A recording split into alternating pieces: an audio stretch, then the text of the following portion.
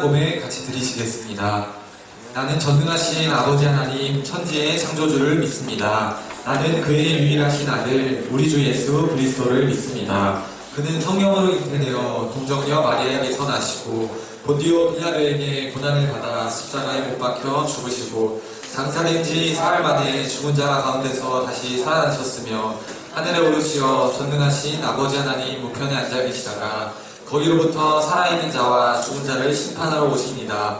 나는 성령을 믿으며 거룩한 공교회와 성도의 교제와 죄를 용서받는 것과 몸의 부활과 영생을 믿습니다. 아멘. 할렐루야. 오늘도 주님의 성소에 오신 여러분을 진심으로 환영하고 축복합니다. 이 시간 앞뒤 양옆 선생님, 친구들과 함께 사랑하고 축복합니다 하고 인사하시겠습니다.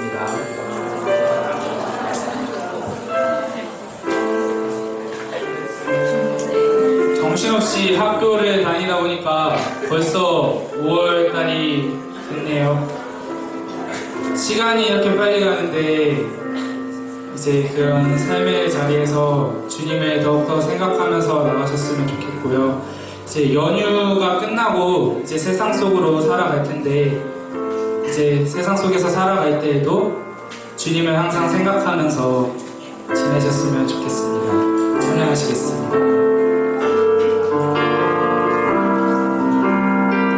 하나님은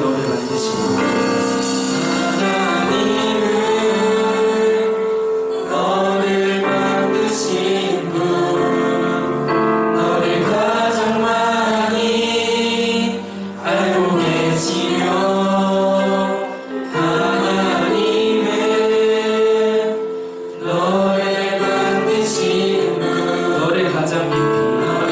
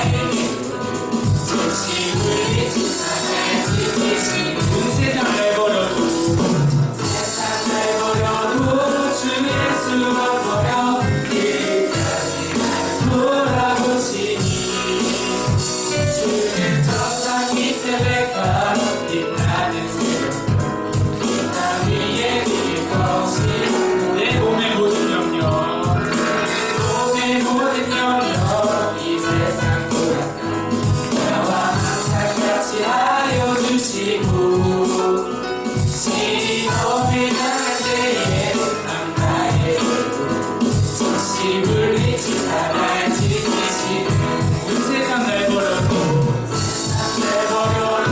주 예수가 버려 끝까지 날 돌아보시니 주님 저 산 밑에 가 빛나는 소용 나 위에 믿을 것이 없구나 이 땅 위에 믿을 것이 없구나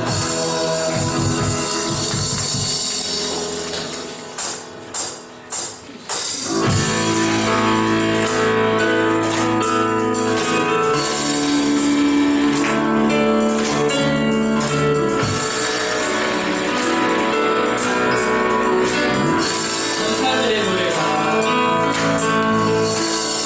천사들의 노래가 하늘에서 울리네 구주 소리 높여서 주의 나신 전하세 모든 만물 기뻐해 사과들이 노래해 아름다운 노래가 온 세상에 퍼지네 산 위에 올라 예수 나신 전하세 온 세상 구세주 이 땅에 오시는 하늘의 영광 온 땅 위에 평화 하나님 왕되신 예수 그리스도 선포해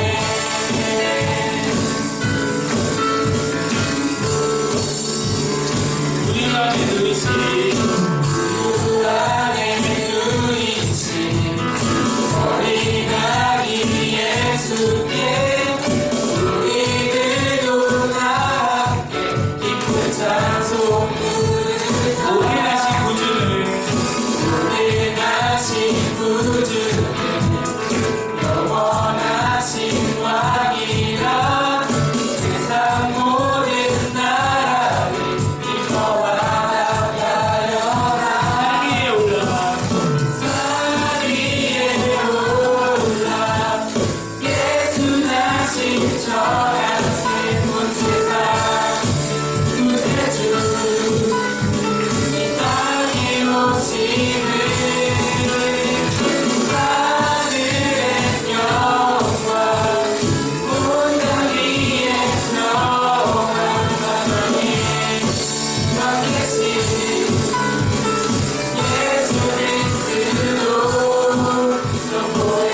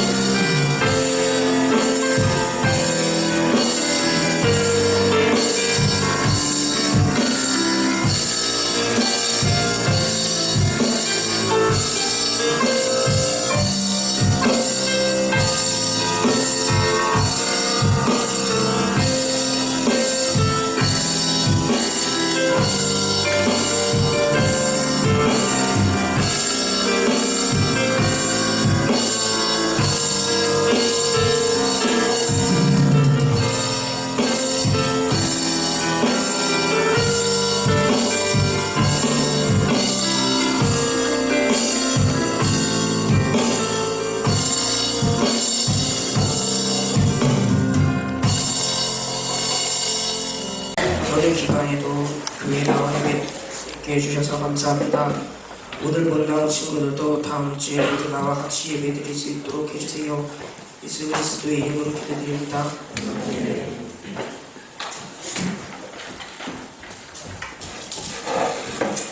오늘의 말씀은 고린도전서 3장 16절부터 23절입니다. 너희는 너희가 하나님의 성전인 것과 하나님의 성령이 너희 안에 계시는 것을 알지 못하느냐? 누구든지 하나님의 성전을 더럽히면 하나님이 그 사람을 멸하시리라. 하나님의 성전은 거룩하니 너희도 그러하니라. 아무도 자신을 속이지 말라. 너희 중에 누구든지 이 세상에서 지혜있는 줄로 생각하거든 어리석은 자가 되라. 그리하여야 지혜로운 자가 되리라. 이 세상 지혜는 하나님께 어리석은 것이니 기록된 바 하나님은 지혜 있는 자들로 하여금 자기께에 빠지게 하시니라 하였고 또 주께서 지혜 있는 자들의 생각을 헛것으로 아시나 하였느니라. 그런즉 누구든지 사람을 자랑하지 말라. 만물이 다 너희 것이니라. 가을이나 아울러나 계라나 세계나 생명이나 사망이나 죽은 것이나 정낼 것이나 다 너희의 것이요 너희는 그리스도의 것이요 그리스도는 하나님의 것이라. 이는 살아계신 하나님의 말씀입니다.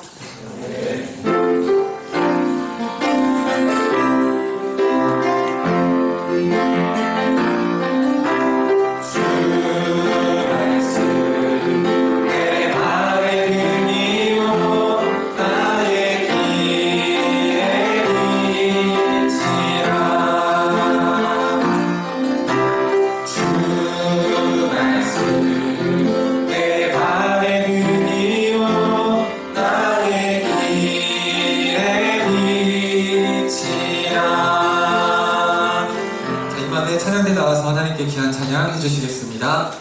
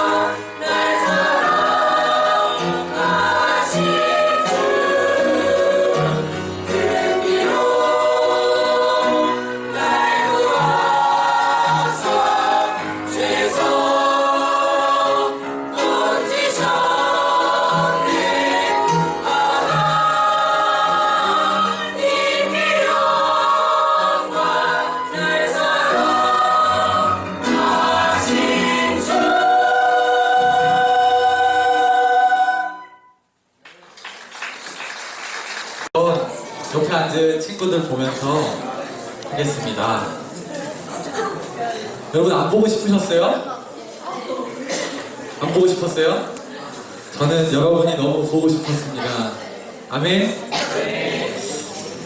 며칠간 계속되는 연휴 여러분 어떻게 보내셨는지 잘 모르겠습니다. 잘 보내셨어요? 뭐 하셨어요? 저는 여러분들과 소통할 수 있는 통로가 많이 없어요. 근데 그중 하나가 축구 동아리거든요. 그 톡방을 보니까 시험이 끝남과 동시에 모든 학생들의 그런 스트레스가 축구로 승화되는 것 같아요. 뭐 맨날 축구하죠. 뭐 지금 나올 수 있는 사람, 뭐 내일 올 수 있는 사람, 뭐 축구, 뭐 미세먼지를 우리는 뭐 미세먼지를 뚫고 축구할 수 있다고. 뭐 축구만 하는 애들인 줄 알겠어요. 이제 5월 20일에 풋살 대회가 있는데 한번 보려고요. 얼마나 잘하나. 한번 보려고요. 여러분 많은 관심과 응원이 필요합니다. 자, 5월 20일 풋살 대회도 우리 축구 동아리 친구들이 열심히 해서 꼭 좋은 상금과 트로피를 가져올 줄 믿습니다. 아멘? 네. 자, 저는 이 연휴 동안에 하고 싶은 것들이 참 많았어요. 모처럼 자유가 저에게 주어졌는데 모처럼 제일 하고 싶었던 게 뭐였을까요? 너무 돌직구를 맞았습니다. 잠을 자고 싶었어요. 잠을 정말 자고 싶어서 푹 잤어요. 새벽기도 갔다 와서 뭐 연휴니까 뭐 나가지도 않고 첫날은 그냥 계속 잠만 자봤어요. 쭉 자고 3시에 일어났습니다. 모처럼 오랜만에 그런 걸 느껴봤어요.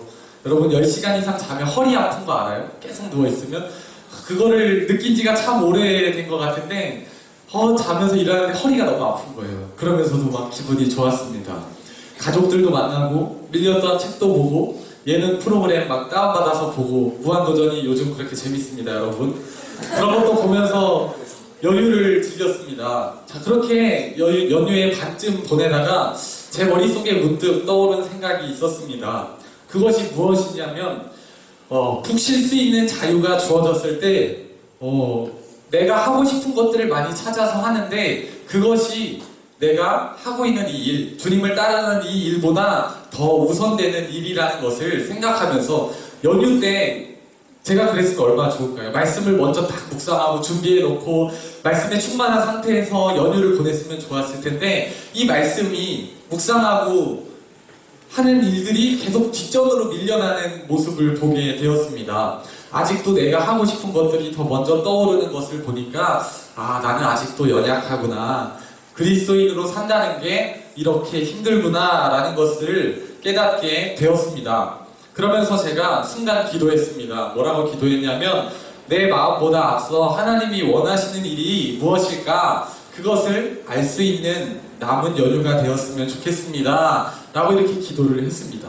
내가 하고 싶은 대로 연휴의 반을 살았는데 그렇다면 이 남은 기간 동안 하나님이 원하시는 일이 무엇일까 생각을 하면서 남은 연휴를 보내기 시작했습니다. 자, 기도하고 내린 결론은 이렇습니다. 내가 내 마음의 주인이 아니라 다시금 주님을 내 마음 중심에 모셔야겠다라는 생각을 하게 되었습니다. 물론 주님은 우리가 하나님이라고 하나님을 아버지라고 고백하는 우리 모두 마음속에 성령님이 함께 하십니다. 하지만 성령님이 내 마음 중심에 있는가? 저를 지난 날을 연휴를 생각해 보니까 주님은 제 마음 중심에 있지 않고 제가 하고 싶은 것, 내가 하고 싶은 것들이 중심에 있었던 것 같아요. 그래서 주님을 다시금 내 마음 중심에 모셔야겠다라는 생각이 들었습니다. 자, 오늘 우리가 읽은 말씀은 바울이 고린도 교회 성도들에게 보내는 그런 권면의 편지입니다. 어쩌면 거룩함을 지키지 못하는 우리에게 보내는 편지라고 저는 생각합니다. 오늘도 말씀 앞에 설 때 그런 거룩함을 위해 몸부림치는 결단이 여러분들 가운데 있으시기를 소망합니다. 한 이야기를 통해서 말씀을 시작하려고 합니다.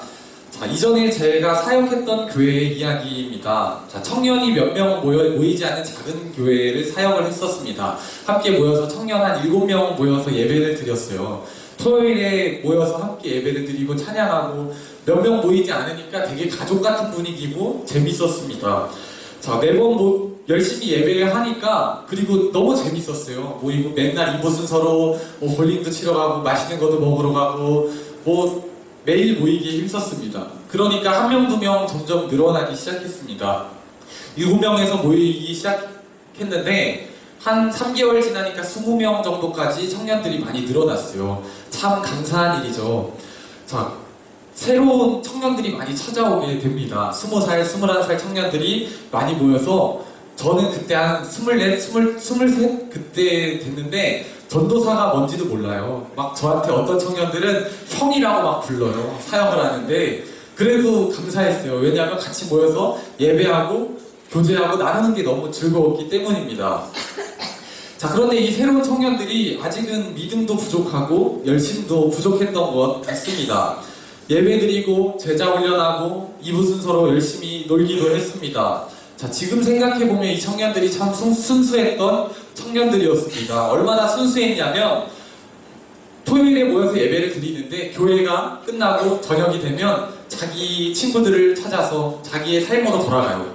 불타는 토요일 밤을 보냅니다. 20살 돼서 여러분 아니겠죠? 네, 막 술을 마시러 다녀요. 그게 얼마나 재밌는지는 모르겠는데 막 그렇게 자기의 자리로 돌아갑니다. 그런데 그렇게 밤새 술을 마시고 취해도 주일 예배는 꼭 나왔어요. 제가 예배는 빠지지 말라 그랬거든요. 그런데 막 교회 나오는데 막 술 냄새가 나는 적도 있고 그냥 나와서 하는 거는 머리 푹 쳐박아서 자는 거예요. 자다가 깨우면 일어나서 가고 또 그래도 저 왔어요. 예쁘죠? 이렇게 얘기하는 청년들이었어요. 그래서 제가 장난 반 그리고 진담 반 그렇게 얘기를 했어요. 야, 너 술 냄새 나는데 주님이 너 근처에도 안 오시겠다 이런 얘기를 장난으로 했던 날들이 떠오릅니다. 자, 그래도 참 감사한 것은 세상과 교회 두 곳에 다 발을 담그고 있었지만 교회를 떠나지 않고 내가 술을 먹는 이 삶을 버리지는 못했지만 계속해서 교회를 나왔다라는 것입니다. 이 청년들이 특별한 믿음을 가져서 교회 예배에 참석한 것은 아니었지만 그래도 교회의 자리를 지켰다라는 거예요. 어쩌면 여러분들은 술 안 먹잖아요. 담배 안 피잖아요. 근데 여러분들도 아마 동일할 것 같아요. 특별한 믿음이 있어서 내가 예배를 나오는 친구들도 있을 것이고 아직 특별한 믿음이 없는데 엄마가 가라고 하니까 그런 등살에 못 미쳐서 친구의 손길에 이끌려서 교회에 나와 예배를 드리는 친구들도 있을 것입니다. 하지만 여러분 이 자리를 지키는 것이 저는 정말 중요하다는 생각이 됩니다. 왜냐하면 이 청년들의 다음 고백, 이들의 삶을 통해서 제가 그것을 느꼈기 때문입니다. 자, 어느 날 하나님께서 나를 부르셨다라는 것을 깨닫게 된 순간부터 자신에게 어떠한 변화가 생겼다라고 나누기 시작했어요. 그것이 뭐냐면 저도 참 도전이 되는 이야기입니다. 청년 중 한 명은 다사랑이라는 브랜드의 치킨집에서 일을 하고 있었어요. 여러분, 다사랑이라는 치킨집 매니저로 이 청년이 일을 하고 있었습니다. 자, 그런데 그때 교회에서 목마른 사슴이라는 찬양을 많이 불렀어요. 디사이플스의 찬양인데요. 막 목마른 사슴이 막 이런 찬양이 있어요. 나중에 들어보세요. 그 찬양을 많이 했었는데 그 찬양이 너무 좋았대요. 그래서 맨날 흥얼흥얼 거리다가 그냥 자기가 알바하는데 듣고 싶어졌대요. 그래서 막 사람들 치킨 먹는 치킨집에서 그만 그 찬양을 틀었대요. 목마른 사슴이 막 사람들 막 맥주 마시고 치킨 먹고 하는데 거기서 막 찬양 가사가 되게 막 그래요. 주님의 사랑 날 찾아와 막 이런 내용이에요. 어두운 내 맘 밝히시네 막 이런 거예요. 근데 자기가 막 그런 걸 막 자랑하는 거예요. 너무 찬양이 좋아서 자기가 일하는 곳에서 그거를 막 틀었다는 거예요. 막 사람들이 막 치킨 먹고 맥주 마시는 곳에서 막 CCM을 틀었대요. 그래서 제가 막 괜히 막 걱정이 되는 거예요. 아, 그래도 괜찮냐고. 그건 안 잘리냐고. 사람들이 이런 거 막 컴플레인 안 거냐고. 그러니까 아무도 뭐라고 안 한다는 거예요. 그리고 그 다음 고백이 더 도전적이었습니다. 전도사인 저는 괜히 걱정이 되는 거예요. 아, 이렇게까지 해도 되나? 근데 이렇게 얘기를 합니다. 그저 찬양이 좋아서 그 자리에 틀어놨는데 계속 내가 일하고 있는 이 일터가 하나님을 예배할 수 있는 자리가 될 수 있다는 것이 어느 순간 깨닫게 됐대요. 그냥 돈 버는 자리, 빨리 퇴근하고 싶은 자리, 일 나가기 싫은 자리였는데 거기에 찬양을 틀어놨는데 그냥 좋아서 틀어놓은 그 자리가 하나님을 예배할 수 있는 자리가 될 수 있겠구나라는 생각이 어느 순간 갑자기 찾아왔대요. 그러면서 내 안에 성령님이 계시다라고 깨닫게 되니까 점차 생활이 바뀌게 되었다라는 고백을 나누게 되었습니다. 여러분, 저는 이게 정말 저에게 큰 도전이었어요. 매번 여러분한테 거룩을 지키라고 그 삶의 자리 가운데서 예배하라고 얘기를 했는데 진짜 바보같이 거기서 그렇게 살아가는 그 고백을 들으니까 제 자신은 또한 돌아보는 좋은 계기가 되었던 것 같습니다. 여러분, 이제 오늘의 주제를 함께 생각해 보겠습니다. 우리에게 하나님의 성전이라고 말씀하시며 그 성전 안에 성령님이 계시다, 그 말에 우리가 함께 주목해 보겠습니다. 자, 먼저는 우리 자신이 하나님을 모시는 성전이라는 것을 인식해야 되며 그 성전이 기능이 무엇인지 함께 살펴보려고 합니다. 여러분, 거룩함을 아는 지혜라는 제목으로 말씀을 나누고 있는데요. 사실 이 거룩함이라는 주제는 바울이 끊임없이 그의 저서를 통해서, 편지를 통해서 우리에게 말하고 있고 가르치는 부분입니다.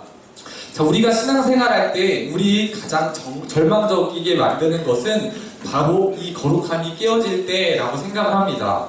아무리 노력해도 이 거룩함이 잘 지켜지지 않을 때 우리는 우리 자신에게 실망합니다. 내가 정말 하나님 말씀대로 잘 살고 있었던 것 같은데 어느 순간 말씀에서 멀어지고 내 안에 거룩함이 깨졌을 때 우리는 좌절하고 실망합니다. 그리고 괜히 우리가 마음을 지키지 못하면 우리 마음속에 사탄이 막 틈타서 이렇게 얘기하는 것 같아요. 거봐, 너 내가 이렇게 또 넘어질지 알았어. 또 죄지을지 알았어. 넌 안 돼. 이런 음성이 막 들리는 것만 같아요. 계속 좌절하고 우리 안에 거룩함이 깨어질 때 우리가 실망하고 힘들어합니다.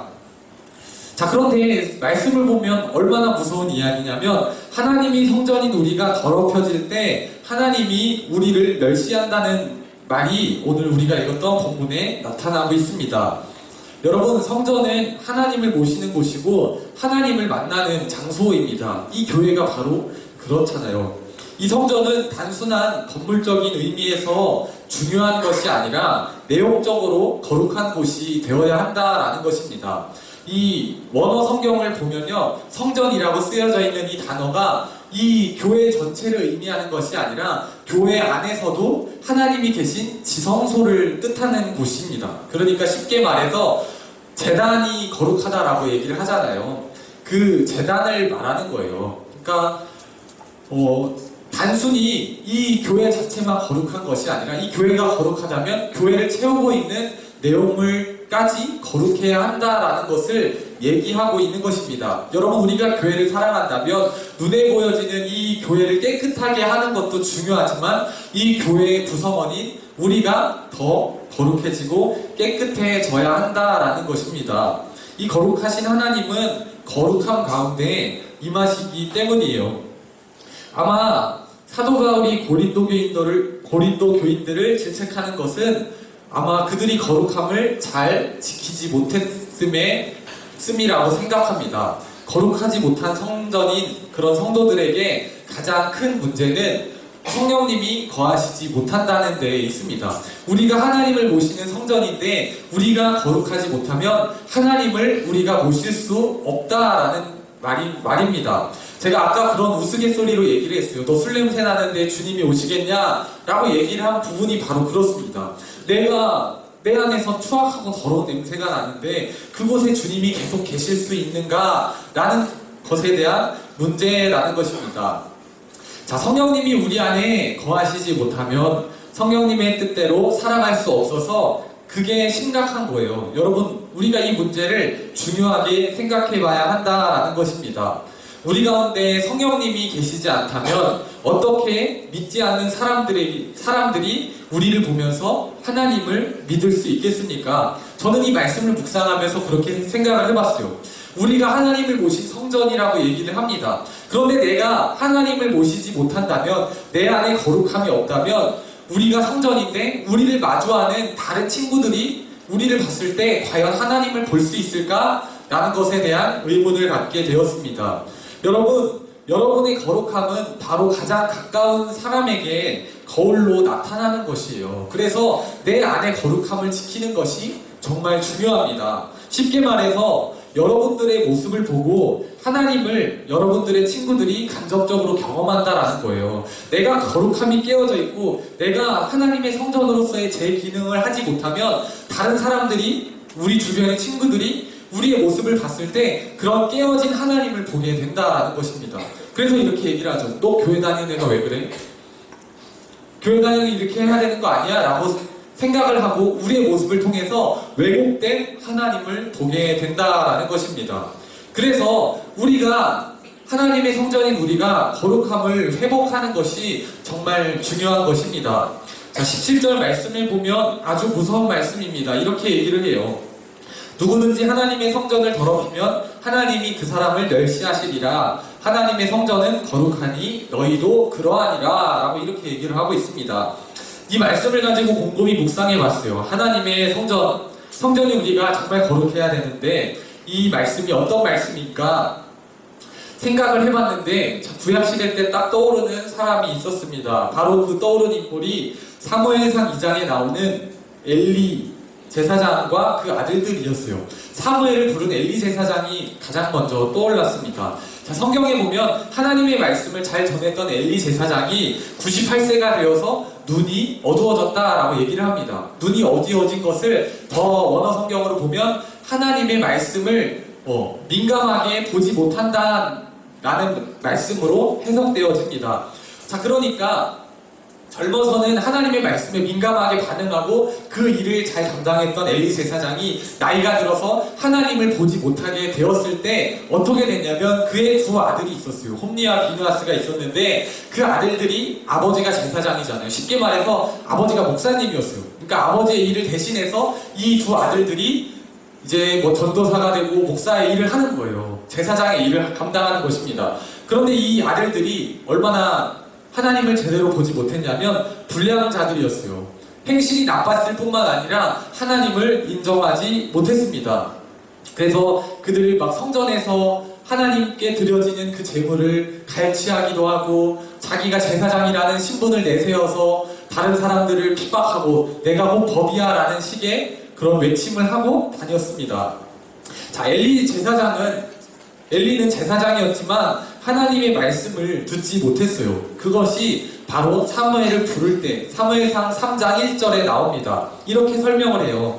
아이 사무엘이 엘리 앞에서 여호와를 섬길 때에는 여호와의 말씀이 희귀하여 이상이 흔히 보이지 않았더라. 이렇게 얘기를 합니다. 엘리 제사장이 눈이 밝았다면, 하나님을 제대로 볼 수 있었다면 자신의 두 아들들이 그렇게 막 사는 것을 보고 질책하고 자신이 그런 잘못된 부분을 바라봤을 텐데 엘리 제사장은 이미 눈이 어두워져서 잘못 살고 있었던 자신의 아들들을 보지 못했다라는 것입니다. 여러분들의 거룩함은 바로 여러분들이 만나는 사람들을 통해서 분명하게 나타납니다. 내가 속해 있는 그 공동체 내 주변 사람들을 통해 내 거룩함을 볼 수 있는 것이에요. 내 친구들을 바라봤을 때 걔 교회 다니는지도 몰랐어요 라고 하면 말 다 한 거예요. 여러분, 우리가 거룩함을 보려면 우리 주변에 그 거룩함이 흘러가느냐를 살펴보아야 한다라는 것입니다. 자, 그러면 이렇게 살았던 엘리 제사장과 그 두 아들이 어떻게 됐는가? 사무엘상 4장 말씀을 보면 이스라엘이 블레셋과 전쟁에서 패하게 됩니다. 패하고 두 아들들 전쟁터에 나가서 죽게 됩니다. 어떻게 했냐면 하나님의 법궤를 가지고 전쟁터에 나가요. 블레셋이 계속해서 이스라엘을 침범하고 침략하니까 하나님의 임재를 상징하는 그 법궤를 가지고 전쟁터에 나갑니다. 쉽게 말해서 전쟁할 때 성경책을 옆에 끼고 나가요. 성경책을 끼고 하나님 이길 수 있도록 도와주세요 했는데 성경책을 가지고 나갔는데도 불구하고 전쟁에서 패하고 두 아들들은 죽게 되고 그 법궤 또한 그 블레셋의 나라에 빼앗기게 되는 수모를 당하게 됩니다. 여러분, 기억해야 되는 거예요. 우리 참 무서운 말씀입니다. 거룩하지 못한 그런 하나님의 백성에게 하나님의 법궤는 어떤 능력도 되지 못하고 오히려 수치를 당하는 모습이 될 수 있다라는 것입니다. 그래서 우리가 거룩해야 되는 거예요. 자, 그러면 이제 엘리와 두 아들들이 이제 전쟁터에 나가서 죽었잖아요. 누가 그 일을 대신 맡아서 감당하냐면 사무엘이 그 일을 맡아서 그 거룩한 직분을 행하게 됩니다. 여러분, 거룩한 직분은 거룩한 사람들을 통해서만 다 담당케 되는 것이 성경의 원리예요. 그래서 우리가 거룩해져야 되는 이유가 바로 이곳에 있다라는 것입니다. 우리가 거룩해야지 하나님이 우리에게 일을 보여주시고 우리가 그 주님의 일을 맡아서 할 수 있다라는 것입니다. 이제 중요한 것은 우리가 우리의 삶을 통해서 거룩함을 드러내느냐, 그런 것이 중요하다라는 것입니다. 우리의 삶을 통해서 우리가 누구인지 증명하게 될 것이라는 말씀입니다. 내가 내 삶의 자리 가운데서 거룩함을 지키려고 애쓰고 산다면 우리는 거룩한 사람으로 남게 될 것이고, 그것에 대한 고민 없이 그저 산다면 그저 흘러가는 신앙인으로 될 것이라는 것입니다. 자, 그래서 바울 사도는 고린도에 있는 교인들에게 권면합니다. 너희의 몸을 더럽히지 말아라, 이렇게 얘기를 하는 거예요. 하나님의 성전은 거룩하니 우리의 몸도 거룩하게 유지되어야 한다라는 것을 얘기해요. 몸이 더럽힌다, 단순히 더러워진다라는 의미가 아니라 더 날카롭게 언어로 파고들면 어떤 의미가 내포되어 있냐면 부패하다, 타락하다라는 의미가 들어있어요. 그러니까 내가 하나님을 믿는 이 신앙이, 믿음이 변질되는 것도 우리의 몸이 더러워진다는 범주 속에 들어갈 수 있다는 거예요. 주일 예배드리는 이 예배가 내가 생각할 때 자꾸만 예배를 재는 거예요. 신앙생활을 할 때 시험 기간이니까 시험 끝나면 나와야지, 주님께서 이해해 주시겠지, 나는 너무 힘드니까 한 주만 빠져야지, 자꾸만 말씀을 우리 생각으로 재는 이 행위조차 거룩하고 더러워진다라는 것을 얘기하고 있는 것입니다. 그래서 그러면 우리가 어떻게 이 거룩함을 지킬 수 있느냐, 이것이 우리에게 주어진 문제입니다. 우리가 거룩해져야 되는데 성경도 우리를 가리켜서 거룩하라고 얘기를 하는데, 그러면 우리가 어떻게 거룩할 수 있는가? 이어지는 말씀입니다. 바로 사도 바울은 고린도 교인들을 향해서 지혜로운 자가 되라고 이렇게 권면을 합니다. 자, 하나님의 성전인 우리가 거룩하게 살아가는 방법은 지혜로운 사람이 되는 것입니다. 그런데 이 지혜도 거룩함과 아주 밀접하게 연결되어 있습니다. 거룩함이 세상의 그런 더러움과 분리되는 것이라면 이 지혜 또한 세상의 지혜와 분리되어야 한다라는 것입니다. 자, 그래서 18, 19절에 이렇게 얘기를 합니다. 세상에서 어리석은 자가 되는 것이 하나님 앞에서 지혜로운 자가 되는 것이요, 세상에서 지혜로운 자들은 자기 꾀에 빠지게 될 것이라는 이런 말을 우리에게 하고 있는 것입니다. 자, 사실 우리가 살아가면서 경험하는 건데 세상의 지혜가 다 맞지는 않아요. 잘못된 판단으로 인하여 곤욕스러울 때가 우리가 종종 있다라는 것입니다. 나는 정말 맞다고 생각했는데 나의 맞음이, 나의 이런 성급함 때문에 다른 사람에게 피해를 줄 때가, 상처를 줄 때가 종종 있다라는 것입니다. 여러분, 성경은 지혜에 관한 한 사람을 그런 신뢰하지 않습니다. 지혜에 관한 한 사람을 신뢰하지 않아요. 어떤 사람이 지혜자다, 그를 본받으라, 이렇게 얘기를 하고 있지 않습니다.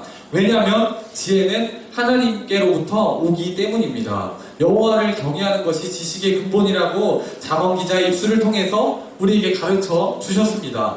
우리의 인생의 계획을 아무리 치밀하게 세밀하게 세워도 그대로 되는 것이 아니라는 것은 우리의 경험을 통해서 잘 압니다. 내가 생각했을 때 정말 내 인생이 그렇게 될 것 같이 치밀하게 준비하고 살았는데 하나님께서 우리의 인생을 그대로 인도하시지 않는 것들을 우리의 삶을 통해서 너무나 잘 안다라는 것입니다. 자, 오늘 우리가 찬양했어요. 그의 생각 셀 수 없고 그의 자비 무궁하며 그의 성실 날마다 새롭고 그의 사랑 끝없다, 이런 찬양의 고백을 드렸습니다. 또 내 이름 아시죠라는 찬양이 있어요. 하나님이 우리를 너무 잘 아신다는 거예요. 내가 나를 아는 것보다 하나님이 나를 더 잘 아셔서 우리를 좋은 길로 인도하신다라는 것입니다. 그런데 자꾸만 세상은 우리 사람이 똑똑해지면 모든 것을 다 할 수 있다고 생각합니다. 내가 모든 지혜를 가지고 모든 것을 알게 되면 내 인생과 내 계획, 모든 것을 할 수 있다 생각이 됩니다. 자, 그런데 성경이 말하는 지혜는 세상이 말하는 지혜랑 전혀 반대라는 것입니다. 자, 세상에서 어리석은 자가 되라는 것이 하나님이 주시는 지혜라는 것입니다. 자, 이것이 무엇이냐면 우리 지혜가 하나님으로부터 나온다라고 말씀드렸습니다. 그래서 야고보서 기자는 1장 5절에서 이렇게 얘기를 합니다. 자, 저번 주 시험 기간에 제가 주보에 써놨던 그 성경 구절인데요. 너희 중에 누구든지 지혜가 부족하거든 모든 사람에게 후히 주시고 꾸짖지 아니하시는 하나님께 구하라. 이렇게 얘기를 해요. 그리하면 주시리라. 이렇게 얘기를 합니다. 자신의 판단과 우리의 생각과 내가 정말 공부해서 지식을 쌓으면 모든 걸 할 수 있는데 그것이 아니라 하나님께 구하라는 거예요. 지식이 부족하거든 하나님께 구하면 하나님께서 주신다라는 것입니다. 자, 자신의 판단과 자신의 꾀를 의지하는 사람은 결국 자신의 생각과 그 꾀에 빠지게 된다라는 것을 얘기하고 있습니다. 우리의 기도는 우리의 형편을 바꾸어 달라는 기도가 아니라 어떠한 환경에서든지 하나님이 주시는 지혜로 능히 이길 힘을 구하는 기도여야 합니다. 여기서 신앙인과 비신앙인의 차이가 바로 여기 있습니다. 자, 우리의 성숙한 신앙과 성숙하지 못한 신앙이 바로 이곳에 있다라는 것입니다. 우리가 아직 신앙이 연약할 때 하나님께 구하는 기도를 합니다. 하나님, 제가 이러합니다. 이 상황을 바꿔주세요. 하나님, 좋은 것을 나에게 주세요 라고 기도를 하지만 좀 더 성숙한 신앙인은 그 주체가 나가 아니라 바로 하나님이 된다라는 거예요. 하나님이 원하시는 모습으로 나를 바꿔주세요. 이 상황 가운데 하나님이 원하시는 일이 무엇인지 내가 알게 해주세요 라고 이렇게 기도를 드린다라는 것입니다. 자, 여러분, 지혜는 바로 하나님께로부터 옵니다. 로마서 11장 33절 말씀이 그렇습니다. 깊도다 하나님의 지혜와 지식의 풍성하며 그의 판단은 헤아리지 못할 것이며 그의 길은 찾지 못할 것이로다 라고 이렇게 얘기를 합니다. 자, 사도 바울이 하나님의 은혜를 깨닫고 난 다음에 고백한 것이 무엇이냐면 바로 이렇습니다. 하나님의 인도하심을 고백하는 거예요. 그가 길리기아 다소에서 태어났고 로마의 시민권을 가지고 있어요. 쉽게 말하면 그때 당시에 로마의 시민권을 가지면 전 나라를 그냥 아무렇지 않게 돌아다닐 수 있고 혜택을 받는 거예요. 당시 로마가 그 팔레스타인과 전국을 패권을 잡고 있었잖아요. 로마의 시민이라는 것은 모든 혜택을 다 받을 수 있는 거예요. 그 길리기아 다소에서 태어나서 가말리알의 문학에서 공부했다라는 것은 모든 학문과 지식에 있어서 가장 뛰어난 공부를 했다라는 거예요. 지금으로 말하면 카이스트 서울대 모든 뛰어난 학문을 공부했고 로마의 시민권을 가지고 있고 쉽게 말해서 금수저예요. 금수저. 이 바울이 하나님을 고백하고 이 모든 사실을 알고 나서 고백한 것은 내가 이런 모든 것을 가졌지만 하나님께서 나를 인도하셨다라는 거예요. 이전에 바울의 삶이 어땠냐면 내가 모든 것을 살 수 있었어요. 내 지식에 교만했어요. 그런 최고의 학문으로 공부를 했고 하나님을 믿는 사람들을, 예수님을 믿는 사람들을 핍박하고 옥에 가두는 일을 했어요. 그런데 그가 하나님을 직접 경험하고 만나고 난 다음에 그가 내린 결론은 바로 이렇게 얘기를 합니다. 빌립보서 3장 8절 고백이 바로 그의 고백이에요. 이렇게 얘기를 합니다. 또한 모든 것을 해로 여김은 내 주 그리스도 예수를 아는 지식이 가장 고상하기 때문이라. 내가 그를 위하여 모든 것을 잃어버리고 배설물로 여김은 그리스도를 얻고 라고 이렇게 얘기를 하는 거예요. 이것이 사도 바울의 신앙 고백이고 앞으로 이어지는 그의 사상이라는 것이에요. 이전에 정말 많은 지혜를 가지고 지식을 가지고 공부하고 내가 그렇게 살았는데 하나님을 아는 지식이 가장 귀한 것이라서 내가 이전에 가지고 있었던 좋은 혜택을 누리던 것들을 다 배설물처럼 여겼다라고 이렇게 얘기를 하고 있는 것입니다. 그래서 이렇게 얘기하고 있는 거예요.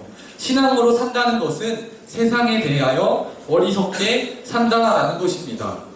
자, 여러분, 세상 사람들과 우리가 똑같은 원리를 가지고 사는 것은 신앙이 아닙니다. 때때로 우리는 교회에서 일어나는 문제, 그리고 신앙인들이 겪는 갈등의 문제를 가지고 세상의 관점을 가지고 풀어내려고 합니다. 또한 교회에서 말하고 있는 이 지혜를 따라가다 보면 세상이 요구하는 그 모습과 충돌될 때가 너무나 많다라는 것입니다. 여러분, 세상은 이는 이로 눈은 눈으로 갚아야 한다고 얘기를 합니다. 그런데 예수님께서 얘기하는 모습은 원수를 사랑하라 이렇게 얘기하셔요. 자, 도저히 계산이 나오지 않는 이런 어리석은 삶을 성경은 우리에게 얘기를 하고 있다라는 것입니다. 세상의 기준으로 봤을 때 우리가 시험 공부해야 되고 이 시간에는 내 거를 포기해서 공부해서 좋은 대학에 가서 성공해야 될 것만 같은데 하나님께서 그 말씀은 그렇게 우리가 얽매이는 삶을 살지 말라고 얘기해요. 그렇게 얘기를 합니다. 계속해서 세상이 요구하는 모습과 교회에서 말하는 하나님이 가르쳐주시는 말씀 사이의 괴리감 속에 우리가 자꾸만 힘들어한다라는 것입니다. 자, 여러분, 크리스천이 어떤 사람이냐면 스스로 행동하지 않는 사람이 그리스도인이라고 얘기를 합니다. 어떤 사람이냐면 성령님의 인도하심을 따라 사는 사람이 바로 그리스도인이라고 얘기를 한다라는 것입니다. 여러분, 이것이 우리가 함께 생각해야 될 문제라고 생각합니다. 고린도 교회의 문제가 교회 안에서도 세상의 지혜로 살려고 하기 때문이라면 오늘 우리 교회에서도 교회의 문제를 자꾸 세상의 잣대로 재려고 해서 문제입니다. 내가 신앙생활하는 자꾸만 세상의 잣대로 생각하려고 하기 때문에 문제라는 것입니다. 자, 그래서 이 문제의 해답이 오늘 21절에서 23절 말씀에 잘 나타나 있습니다. 자, 제가 21절에서 23절을 현대어 성경으로 읽어드리겠습니다.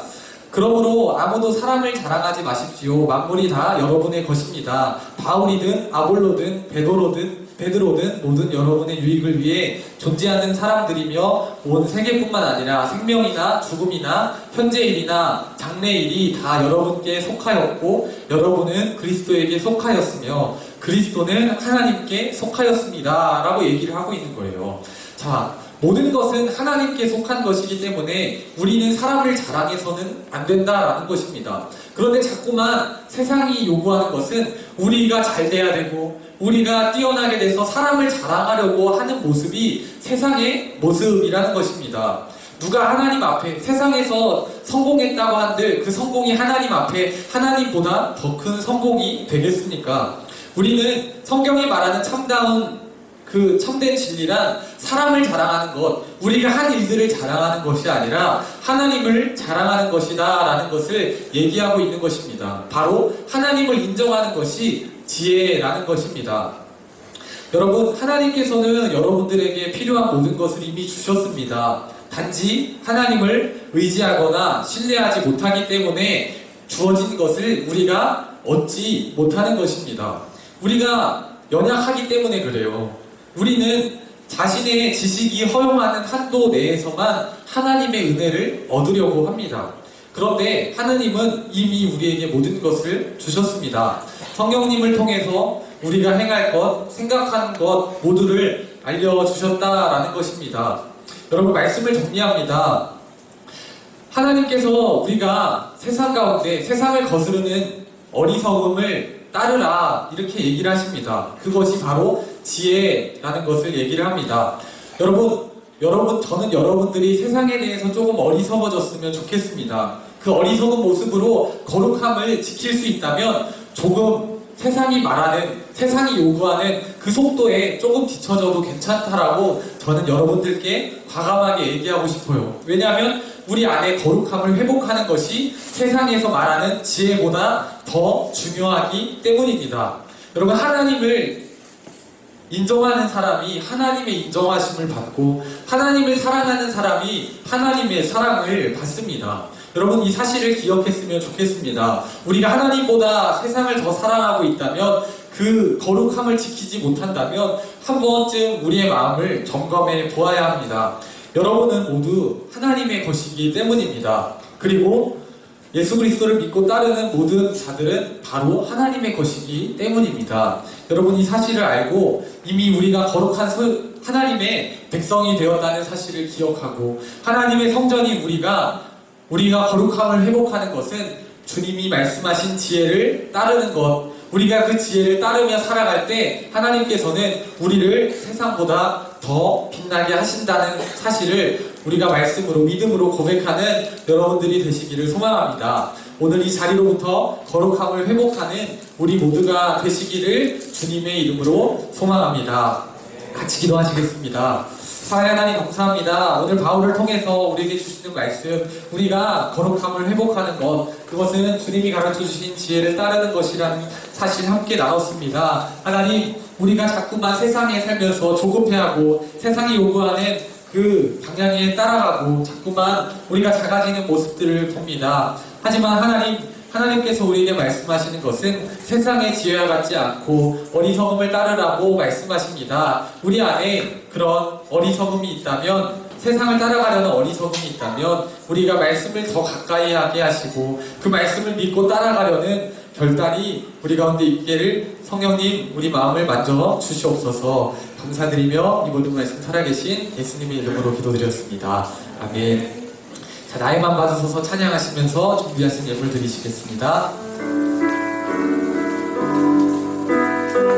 나의 맘 받으소서. 오셔서 주님의 저소 삼으소서.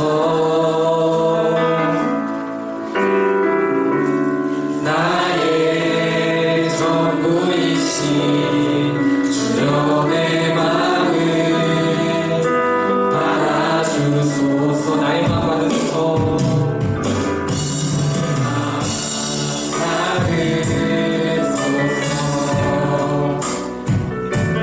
오셔서 주님의 저소 삼으소서.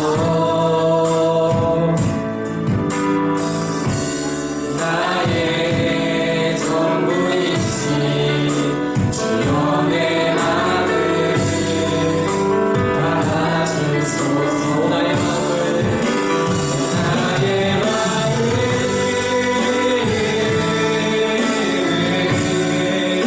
주님께 열었으니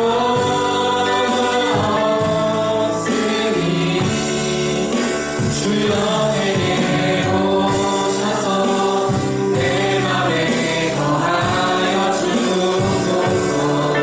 주가 기뻐하는 주의 성전 내게 와서 받으소서. 오셔서 주님의 저소 삼으소서. 나의 전부이신 주여 내 마음을 받아주소서. 저희 드신 예물 위해 다시 기도하시겠습니다. 사랑해 주님 감사합니다. 한 주간 삶 속에서도 우리를 지켜주시고 우리가 말씀을 받아 다시금 예배하게 하신 인도하신 주님 감사합니다. 또한 우리 각자의 삶의 자리 가운데 기도하는 개인의 기도 제목들이 있습니다. 모든 감사를 더해서 하나님께 작지만 귀한 예물 드리고 우리가 목소리로 마음을 담아 찬양했습니다. 하나님 드려진 예물과 이 손길 보시고 앞으로 돌아오는 한 주간 삶 속에서 우리가 주님을 인정하고 거룩함을 지키는 삶을 살 수 있도록 성령님께서 인도하시고 우리 물질로 인해서 궁핍하지 않도록 성령님 우리 가운데 물질의 복으로 더하여 주시옵소서. 드려진 예물 가운데도 함께하여 주셔서 예물이 헛된 곳에 쓰이지 않게 하시고 주님 나라 건축에 귀히 쓰일 수 있는 예물 되도록 성령님 구별하여 주시옵소서. 감사드리며 예수님의 이름으로 기도드렸습니다. 아멘. 자, 모두 자리에서 일어나셔서 파송의 성포 같이 하시겠습니다. 사랑하는 여러분, 복음을 들고 세상에 나가 그리스도의 평화를 심으십시오.